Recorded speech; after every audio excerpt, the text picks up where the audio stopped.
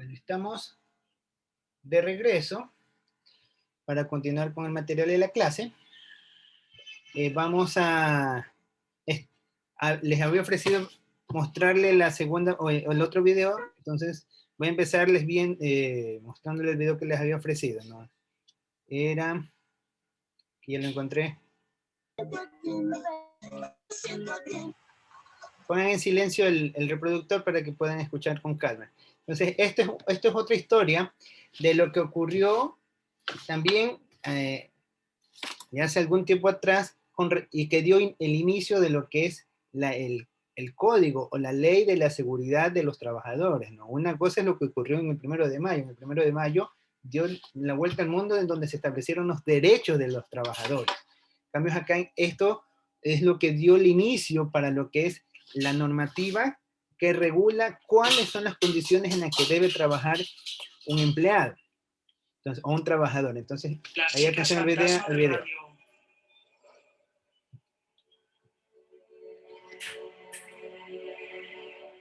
En plena Primera Guerra Mundial, cientos de niñas y mujeres jóvenes marchaban diariamente a trabajar a una fábrica de relojes de la pequeña localidad de Orange, en Estados Unidos. La empresa estuvo activa principalmente entre 1917 a 1926 y su mayor producción fue la creación de relojes e indicadores luminosos para el ejército de los Estados Unidos. El trabajo, por el que se les pagaba más de 3 veces el trabajo promedio de la fábrica, consistía en pintar las esferas de los relojes con pintura de radioluminosa. Lo que no sabían era que su trabajo en contacto constante con el radio las estaba matando poco a poco. Esta innovadora técnica, que permitía ver la hora en la oscuridad, era muy útil para los soldados que marchaban al frente. Como los relojes eran de pequeño tamaño y las líneas que debían trazar en sus esferas todavía más, a las trabajadoras se les indicaba que mojaran los pinceles con su propia saliva para juntar bien las cerdas y poder hacer un dibujo lo más perfecto posible, sin saber que con cada chupada un poco de veneno entraba directamente a su organismo. La fiebre por el elemento que había descubierto Marie Curie a principios del siglo XX se contagió sin freno en la industria cosmética, en los centros de salud, en el ocio y en la decoración. En aquellos días, el radio fue considerado como una sustancia milagrosa. Se le conocía como el sol líquido y lo vendían en las farmacias para tratar el cáncer y otras enfermedades. También se creía que el radio podía prevenir el envejecimiento y las compañías vendían pasta de dientes con radio, cosméticos con radio e incluso agua irradiada. Las 70 trabajadoras de la planta de Orange se divertían pintándose las uñas, los dientes o la cara para brillar ellas mismas en la oscuridad. Al final del día, las mujeres acababan brillando con pintura radioactiva por toda su ropa y piel, lo que hizo que se les apodara las chicas fantasma, un simple detalle que sería profético. Las chicas disfrutaban la atención de los hombres en los salones de baile, cuando, literalmente, brillaban en las pistas. Todo fue brillo y glamour, hasta que comenzaron a notar las primeras alertas de que el radio no era tan magnífico como creían. La primera en notar las consecuencias fue Amelia Malia, de 24 años, a partir de un dolor de muelas leve. El problema fue cuando el calvario se mantuvo tras extirpar los dientes. De los huecos en las encías surgieron unas úlceras como flores negras, con partes rojas y amarillas debido a la sangre y la pus. En poco tiempo, la infección se le extendió por la garganta, el paladar y el oído, hasta que un médico descubrió horrorizado que la mandíbula de Amelia se resquebrajaba entre sus dedos durante una delicada observación. Cuando murió en 1922, le diagnosticaron erróneamente de sífilis. Tras ella, las adolescentes con las manos pequeñas y ágiles enfermaron de anemias, neoplasias, necrosis de los huesos y una degradación bucal que más tarde sería conocida como mandíbula de radio. En 1925, la gerencia sabía sobre las consecuencias y lo tóxico que era este elemento químico, pero no informó a sus empleadas y empleados y no se tomaron las medidas de precaución contra la exposición. En 1927, más de 50 chicas habían muerto. Muchas de ellas pelearon desde su lecho de muerte, con enormes tumores en las caderas y los pies, las bocas desdentadas y los huesos frágiles como el cristal. Los dueños de la fábrica negaron que estuviera sucediendo. Los médicos de la empresa realizaron autopsias y luego mintieron sobre la causa de las muertes. De hecho, hubo que esperar a que el primer empleado varón de la empresa de radio muriera para que los expertos finalmente se hicieran cargo. Las chicas que demandaron obtuvieron $10.000 cada una. Murieron todas. La última trabajadora murió de cáncer en 1930. Pero no fue en vano. Con ella se despertó el movimiento sindical por la defensa de los derechos civiles del trabajador, ratificado en 1948. El Congreso de los Estados Unidos aprobó una ley que otorgaba a los trabajadores el derecho a recibir una indemnización por enfermedades profesionales. Hoy en día, una estatua de bronce de una mujer joven que sostiene un pincel se encuentra cerca del sitio de la antigua planta de procesos luminosos, en honor a las mujeres que fueron enterradas en ataúdes forrados de plomo.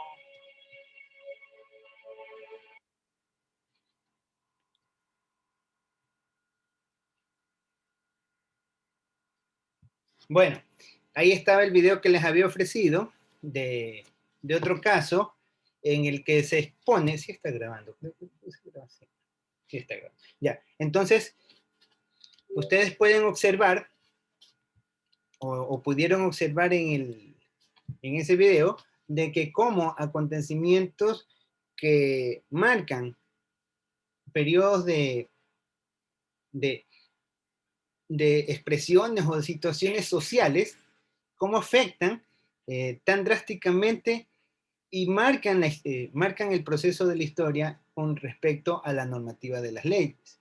Vimos en el primer video, en el caso de los mártires de Chicago, que a raíz de esta explosión social que se dio en la ciudad de Chicago, se vino a estandarizar el proceso, lo que involucra la parte laboral dentro del derecho económico y dentro del derecho social. De igual manera, con el segundo video que les mostré, ahí eso da inicio a que se comiencen a normar cuáles son los derechos que tienen los trabajadores con respecto a lo que se conoce como el riesgo del trabajo. Muchas veces el trabajador contrataba a la persona y la hacía trabajar dentro de los horarios que habían acordado, pero tenían condiciones que ante el caso de algún accidente no tenían mayor compensación o mayor protección, sino que quedaban un poco a la intemperie de los trabajadores. Entonces todo esto a raíz de este acontecimiento, y así existen otras situaciones que por temas de tiempo no se las puedo compartir, que marcan la historia de lo que ha ocurrido en, en la parte del derecho económico y social. ¿Sí? Bueno, vamos a continuar con la partecita del identificar cuál componente corresponde al derecho económico y cuál corresponde al derecho social. Ya habíamos mencionado lo que era la LOCEP. La LOCEP es la Ley Orgánica del Servidor Público. Esta es una ley de derecho social principalmente porque, si bien es cierto, emana algunas actividades relacionadas al derecho económico, pero principalmente indica cuáles son las relaciones que tienen que cumplirse entre el servidor público y el Estado, y cuáles son los derechos, obligaciones, en fin. Vamos a ver la siguiente, censo económico y social. A ver, censo, Dayana Vázquez. ¿Qué nos puede mencionar usted? ¿A qué corresponde? ¿De derecho económico o derecho social? Pienso yo que a derecho económico. Derecho económico. ¿Por qué será al derecho económico y no al derecho social? Bueno, ahí parte de derecho económico y el otro, el registro social. Ya, listo. Ya, ya, gracias. Entonces, bueno, censo económico, este es un censo que se hace con el fin de conocer cuáles son los gustos, preferencias, y el registro social involucra para que ustedes puedan realizar una actividad comercial en específico. Estas dos actividades corresponden principalmente al derecho social, ya que involucra tanto el censo económico a tomar datos, no solamente con el fin comercial, sino con fines de organización territorial. O sea, son aspectos un poco más amplios. No solamente abarca el derecho económico. Variables endógenas. ¿Qué entenderían ustedes por variables endógenas? A ver, Dayana Riera, perdón.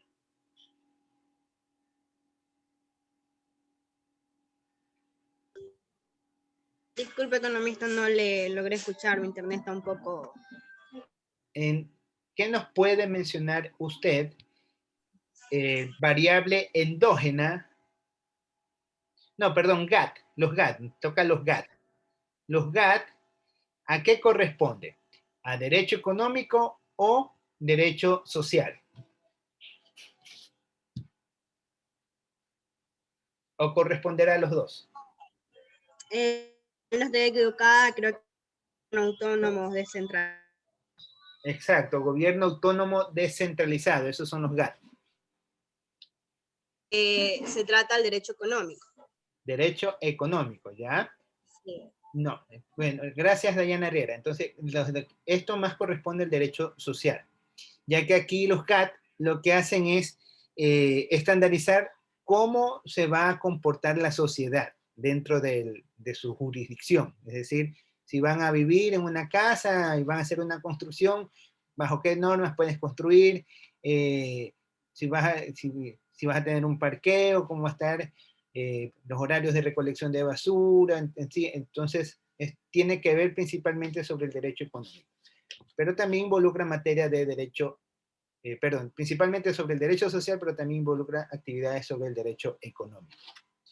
Distorsión del mercado, ¿a qué corresponderá, señorita Gabriela Jara?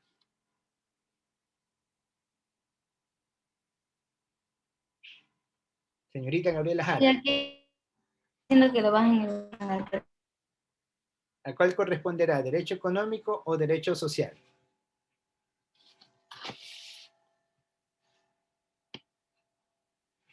Ese es del derecho económico. Derecho económico. Sí. No, derecho social. Ya, ¿por qué será el derecho social? Que es mercado, es decir, donde ahorita las personas acuden ahí a comprar, se podría decir. Estamos hablando de distorsión del mercado, ¿no? Sí. Ya, eso correspondería principalmente al derecho económico. También tiene que ver con el derecho social, pero cuando hablamos de distorsiones del mercado, hablamos de ver las relaciones que existen en el mercado, de la parte económica, y cómo se involucra la sociedad. Es decir, cuando existe un monopolio o de repente existe precios demasiado altos que tiene que intervenir el Estado, ¿no? Entonces ahí está más relacionada la parte del derecho económico, aunque también tiene en cierta manera el derecho social. Gracias, Gabriela. Vamos con Erika Hualpa. Erika, ¿qué nos puedes mencionar con respecto a la variable endógena? Variables endógenas. ¿Dónde se analizará esto? ¿En el derecho económico o en el derecho social?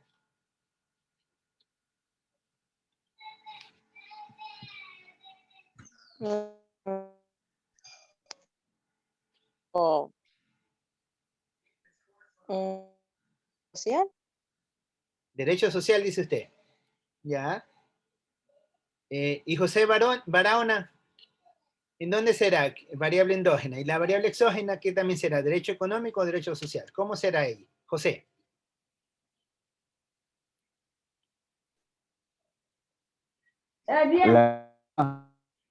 Yo creo ¿Sería qué? económico. Derecho económico. ¿Ya? Variable endógena, recuerden la definición de variable endógena, es algo en la cual nosotros tenemos control, ¿sí?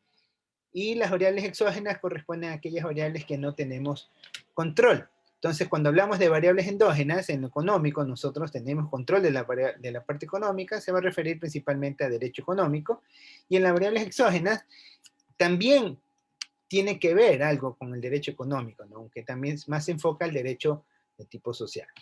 ¿Ya? Poder de mercado. Karina Arteaga.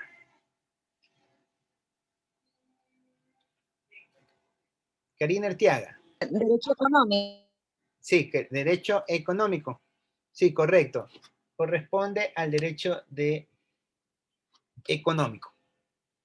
Mercados no monetarios. Mercados no mercados. Suena un poco contradictorio. ¿Qué será eso, señorita María Macías? Derecho económico. Cuando hablamos de mercados no mercados, nos estamos refiriendo a la parte que se analiza, la parte social. Por ejemplo, cuando hablamos de un mercado que no es un mercado como tal, nos referimos a que ustedes van al sistema financiero. En el sistema financiero ustedes adquieren algún tipo de producto financiero. No es un mercado como tal, pero en cambio establece relaciones de comercio que se dan o si no también la parte informal, donde no es un mercado como tal, pero se realizan transacciones comerciales. Aquí se analiza mucho lo que es el derecho social y también en medida lo que es el derecho económico. Vamos a ver mercados competitivos. Entonces es derecho social. Sí. Mercados competitivos, Vianna. Vianna y Herdelia. Sí, sí. ¿Qué sería? Yo opino que son de las... En las dos, mercados competitivos, ¿sí? Principalmente derecho económico también tiene que ver con el derecho social, porque si ustedes recuerdan en microeconomía, cuando hablamos del mercado competitivo, tenemos que los precios ya están dados. Prácticamente en los mercados competitivos hay hay unas condiciones similares de competencia de mercado y se va a dar principalmente en el derecho económico. Interacción estratégica, ¿qué corresponderá? Cheme, Priscila. Interacción estratégica. ¿A qué parte le abarcará? ¿Derecho económico o derecho social?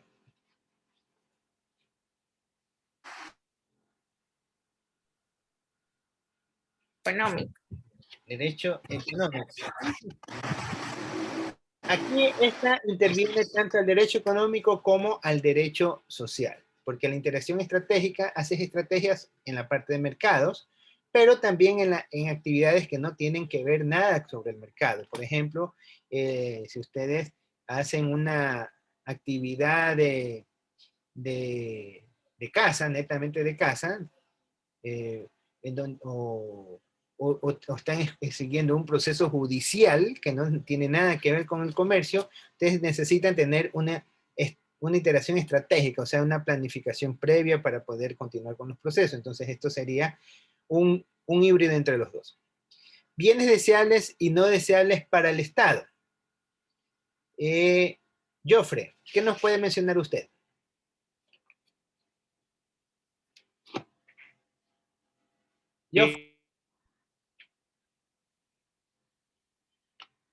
No se le escucha muy bien a Jofre. A ver, vamos con Kerly.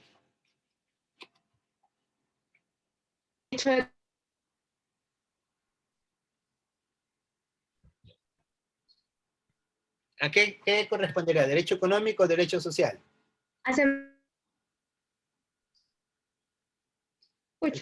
No se le... ¿Me escuchan ustedes bien? Nosotros sí, profe, creo que usted no nos Sí, se escucha a lo escucho nosotros. bien. Parece que entonces los últimos que mencioné parece que tienen problemas de conexión. A ver, señorita Yolanda, ¿qué nos puede mencionar usted? Yolanda Villa.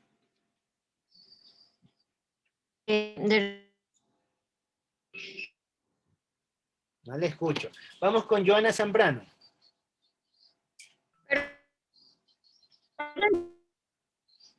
Internet, profe. Sí, José, se entrecorta mucho. ya finaliza la clase.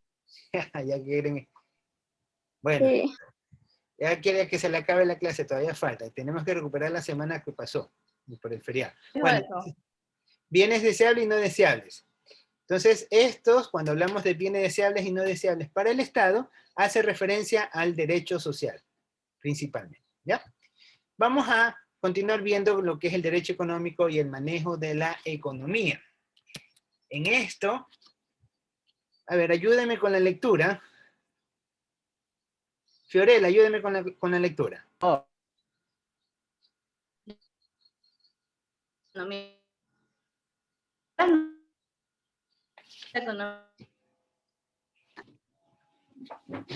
Y la principio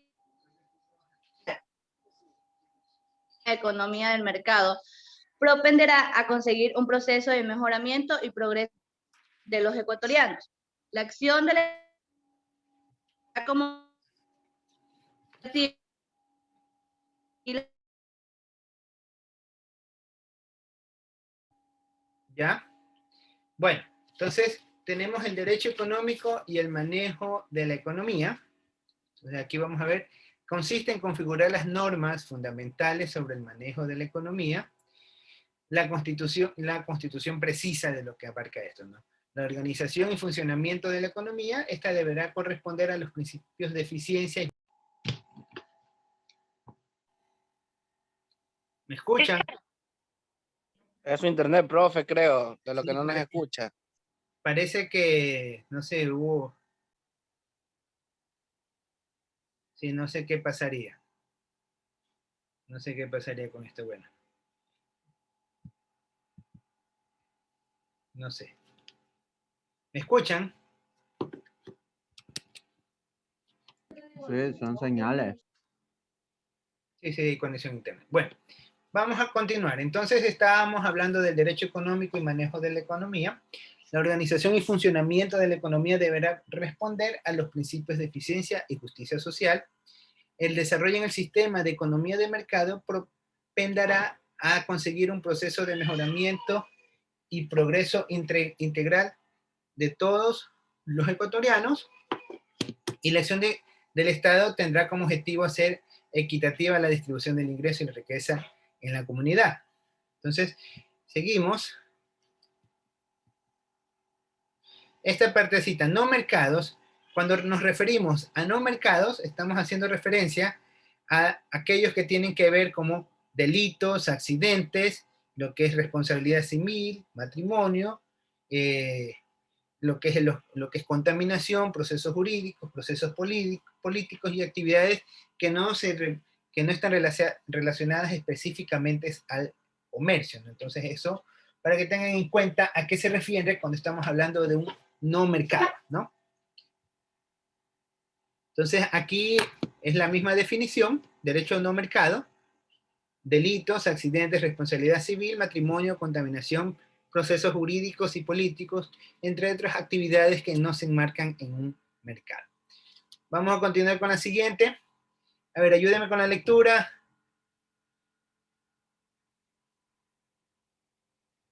A ver, Joana, ayúdeme con la lectura, por favor.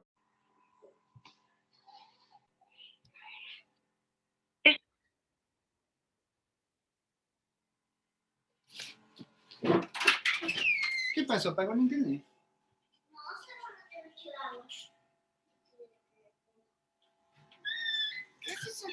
Estoy trabajando, mi gente. A ver, ¿me escuchan? sí, economista. Ya, que como que se me cayó el internet un momento. Bueno, ayúdenme con la lectura, por favor. Ya voy. Con la lectura. El movimiento del derecho y la economía implica que los conceptos económicos se aplican para explicar y esclarecer los asuntos legales, no solo respecto al derecho mercantil, a la ley antimonopólica y al derecho fiscal, en los que el vínculo entre las disciplinas jurídica y económica es obvio, sino también respecto a una amplia gama de actividades de no mercado. que van desde los asuntos de responsabilidad civil hasta los asuntos familiares y penales.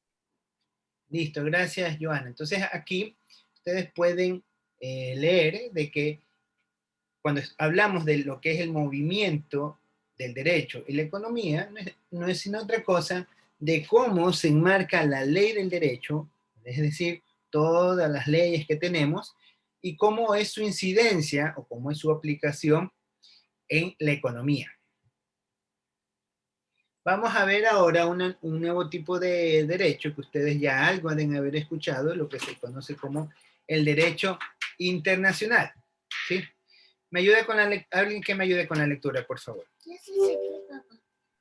Ya economía. Dele. Definición de derecho internacional económico. Conjunto de las normas de derecho internacional público directo e indirectamente basados en tratados internacionales referentes a las relaciones económicas transnacionales. La estructura normativa que sirve de marco jurídico para el desenvolvimiento de lo que se ha dado en denominar sistema económico internacional, concebida de la interacción de estados, organismos internacionales y personas naturales. Listo, gracias. Dayana eres, ¿no? Dayana Riera, si no me equivoco. Entonces, conjunto de normas de derecho internacional público, directo o indirectamente, basados en tratados internacionales. Miren, que aquí estamos hablando específicamente de cómo es la normativa que funciona en el mercado nacional con respecto a la parte internacional. Por ejemplo, las leyes que se aplican en el Ecuador, de repente corresponden a la cultura ecuatoriana y no necesariamente van a ser las mismas que apliquen en otro país y viceversa. Les doy un ejemplo. Para el caso de lo que son armas, para el Estado ecuatoriano, si usted viene de otro país comprando armas, qué sé yo, un revólver, una escopeta, cosas así, al querer ingresar al país y querer nacionalizar lo que usted está trayendo, en este caso las armas, lo más probable es que le van a decir, usted no puede ingresar con eso y está cometiendo un acto ilícito. Y puede haber algún tipo de sanciones pecuniarias o inclusive con el tipo penal. En cambio, otros países, por ejemplo Panamá, caso de Estados Unidos, ustedes pueden comprar un arma y creo que la única condición es que sean mayores de edad y para ellos consideran que comprar un arma es como comprar un objeto cualquiera, entonces no hay ningún tipo de restricción. Entonces esa normativa, allá al momento de que estamos hablando del derecho económico internacional, se debe de tener en cuenta qué es lo que para un país es permitido y para otro país no. Y obviamente una legislación no puede irse en contra de la legislación de otra nación. Les voy a dar otro ejemplo de lo que pasó con esta cadena de comidas, cadena McDonald's. McDonald's, ustedes saben que McDonald's se dedica a vender todo tipo de hamburguesas. Su principal es hamburguesas. Ellos son los eternos competidores de Burger King. Entonces, pero ¿qué sucede? Que McDonald's decidió aperturar una sucursal en la India. Y en la India tienen una costumbre que es del tipo social, de que ellos ven a la vaca como un animal sagrado. Ellos jamás se comerían carne de vaca. Y tradicionalmente las carnes que ustedes compran vienen del ganado vacuno. Entonces, obviamente, para poder realizar la actividad comercial, en este caso McDonald's, tuvo que adaptar las hamburguesas que ya no sean animales de vaca, sino de otro tipo, por ejemplo, los ciervos, los venados, que vengan el contenido de sus hamburguesas. Esto es lo que involucra cuando nosotros estamos hablando de lo que es materia de tipo de derecho económico internacional. Vamos a escuchar lo que dice un autor, este señor Drucker. A ver, que alguien que me ayude con la lectura, por favor.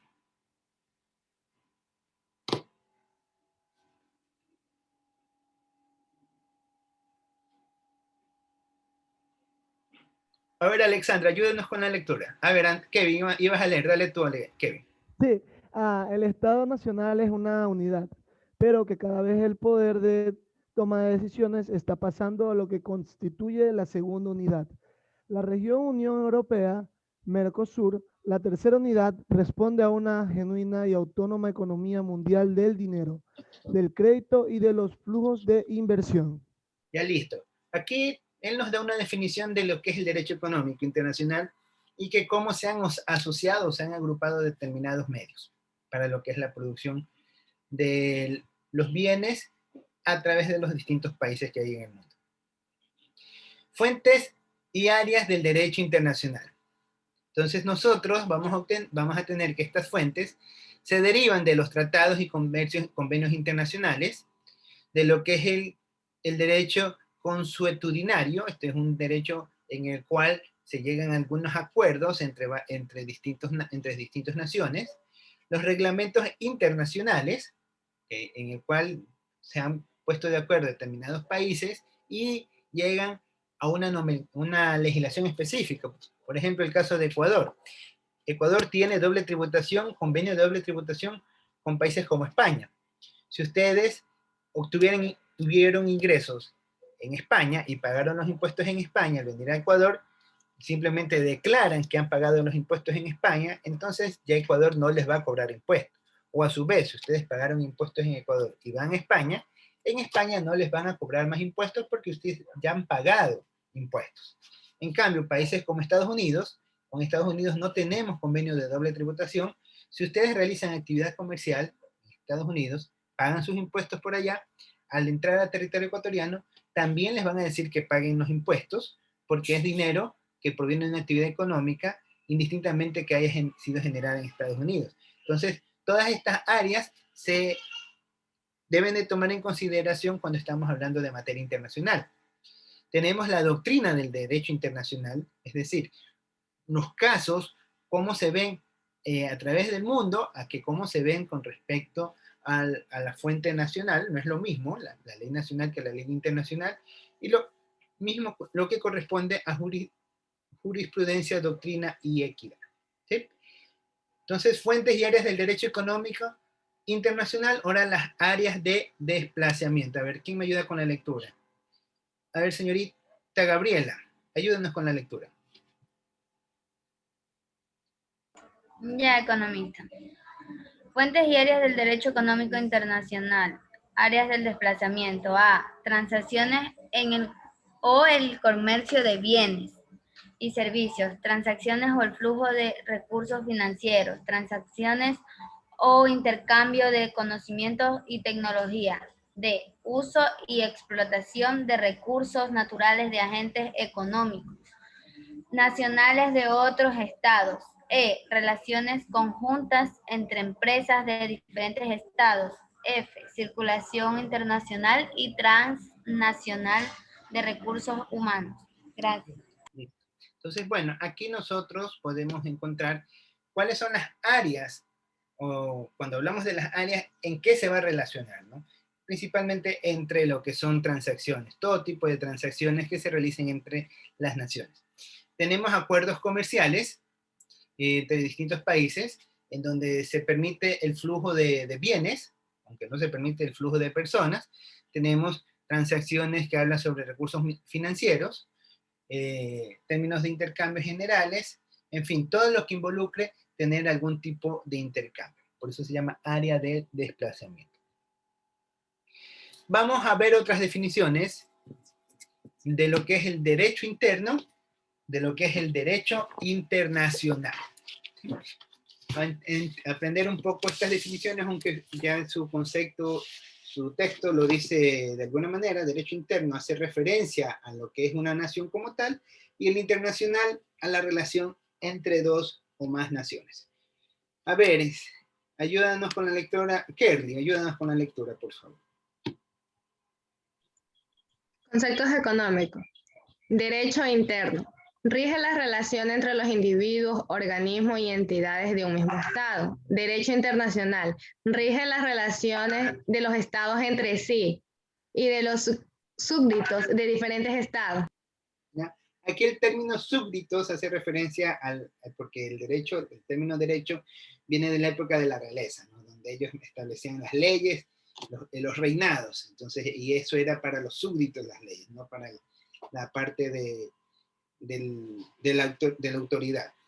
Pero en derecho internacional prácticamente hace de las relaciones que se mantienen entre los distintos estados y quienes lo conforman.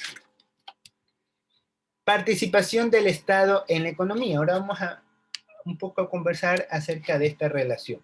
Señorita Yolanda Villa, ayúdenos con la lectura, por favor.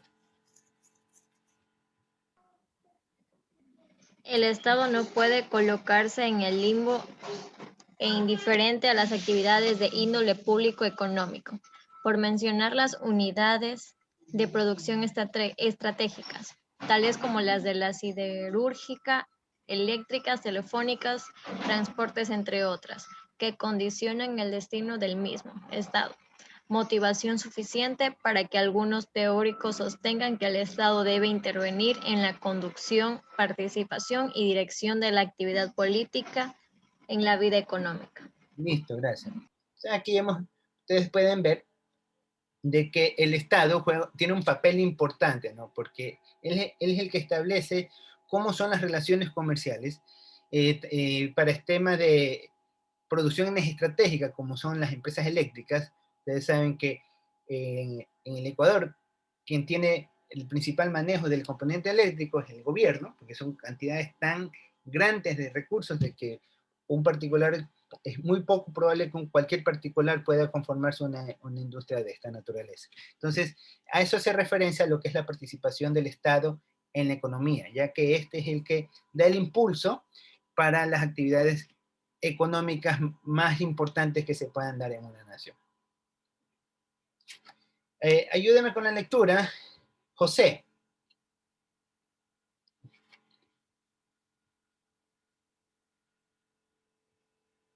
Ya. Según la Escuela de Chicago, la intervención del Estado solo es permitida en la corrección de una deficiencia del mercado. Realmente implica un costo menor que el costo del fallo del mercado que se intenta corregir. El Estado tiene una intervención normativa o de gobierno, que se lo denomina intervención de orientación o de política económica estricta, aplicada mediante mecanismos estatales que provocan forzar el sistema económico hacia algunos de los fines fijados por el Estado vía gobierno nacional, la intervención directa o de gestión. Listo. Ahora vamos a ver algunos artículos que están en la Constitución que hablan sobre la participación del Estado en la producción de bienes. Entonces, me ayuda con la lectura. Cheme Priscila.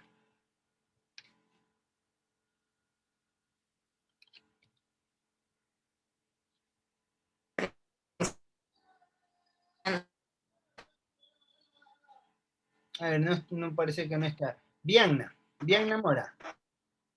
Ya, participación del Estado en la producción de bienes y servicios. ¿Va a hablar Cheme? Participación del Estado en la producción. Ya cualquiera que lea. Bienes. De democratización de los factores de producción. El Estado promoverá el acceso equitativo a los factores de producción para la cual le corresponderá, primero, evitar la concentración o el acaparamiento de factores y recursos productivos, promover su redistribución y eliminar privilegios o desigualdades en el acceso a ellos, desarrollar políticas específicas para erradicar la desigualdad y discriminación hacia las mujeres productoras en el acceso a los factores de producción. Continúe usted mismo, señor.